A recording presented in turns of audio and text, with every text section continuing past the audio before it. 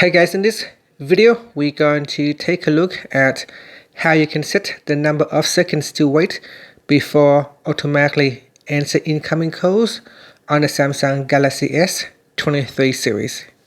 First, tap on the home button to go back to the home screen, and on the home screen swipe down at the top, then tap on the settings icon.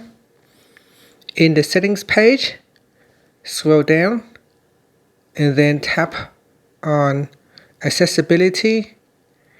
Next we go down and tap on interaction and dexterity. Now we go to the interactions section and tap on answering and ending calls. Next, tap on answer automatically. Tap on the left hand side panel. At the top here, make sure you tap on the toggle button to turn it on so that you can use answer automatically. Now in here you can use a predefined number of seconds, such as 2 seconds, 5 seconds, or 10 seconds. Or you can set your own custom time. So in here you can choose the number of seconds that you would like to use.